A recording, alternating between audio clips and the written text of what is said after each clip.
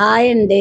ఈ రోజు చింతపండు పులిహోర చేసే విధానం చూపెడతాను. నేను సోనా మసూరి బియ్యం 2 పెద్ద గ్లాసులు తీసుకున్నాను. ఈ రైస్ 6గురికి వస్తుంది. బియ్యం శుభ్రంగా కడుక్కొని 1 గ్లాసుకి 2 గ్లాసులు వాటర్ వేసుకొని 2 గ్లాసులు బియ్యానికి గ్లాసులు వాటర్ వేసుకున్నాను. స్టవ్ వెలిగించి కుక్కర్ పెట్టి 3 విజిల్ వచ్చే వరకు చూసుకోవాలి.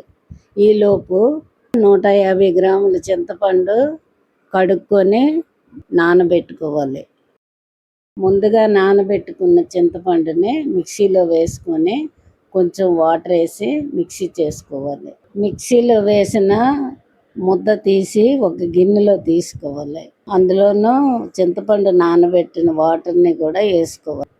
1/2 స్పూను పసుపు, 1 స్పూను వేసుకొని ఉడకబెట్టుకోవాలి దగ్గరగా. ఈ క్లిప్పు డిలీట్ అయింది, అందుకే పెట్టలేదు.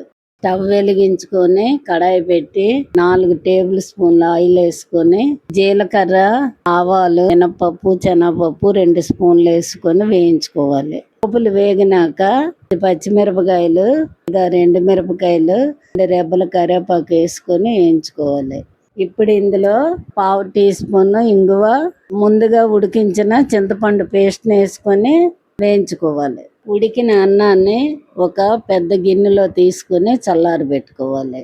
అన్నం చల్లారినాక చింతపండు పేస్ట్ని అందులో వేసుకొని కలుపుకోవాలి. అంతే, చింతపండు పులిహోర రెడీ.